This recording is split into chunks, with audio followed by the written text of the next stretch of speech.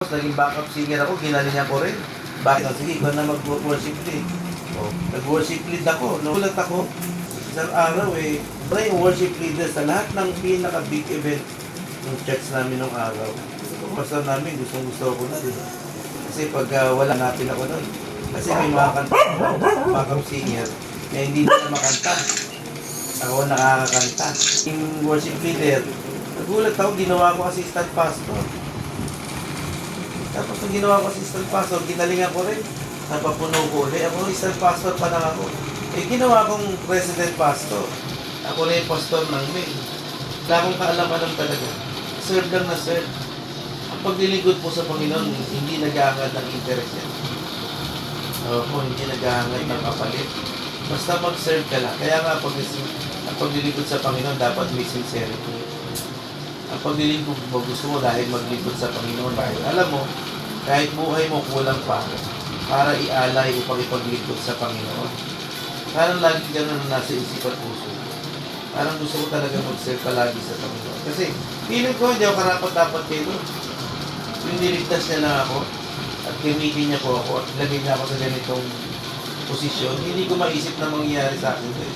Kasi mula nag-start lang ako sa paglinis-linis ng church Tapos ginawa akong choir, backup, ginawa worship leader, assistant pastor, president pastor.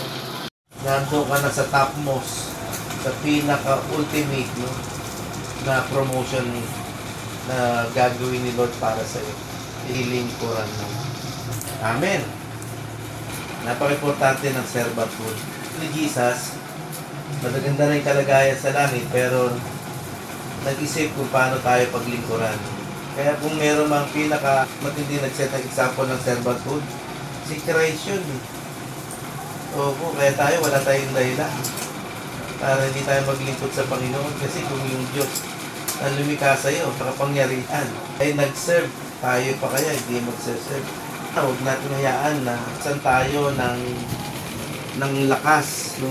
At ng buhay, na hindi tayo makapag-serve kay Lord. Hanapin niyo yung sarili niyo kung saan kayo maglilingkod sa Panginoon. At kung ano ang paglilingkod na dapat niyo gawin. Sa Christian na maglingkod sa Panginoon. Serve po kayo, kahit po kayo nandyan sa Taiwan, huwag niyong maging dahilan yung lugar na yan para hindi po kayo makapag-serve kay Lord. Kasi hindi niyo alam kung ano pwedeng mangyari sa bawat araw natin.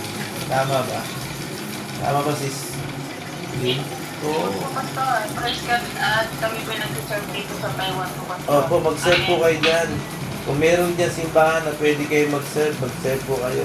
Pero pinakamagandang pagkat niyong gawin ay mag-disciple po kayo, mag-win kayo ng kaluluwa. Dahil yan po ang pinaka-ultimate purpose natin, to win soul, to save more souls to Christ.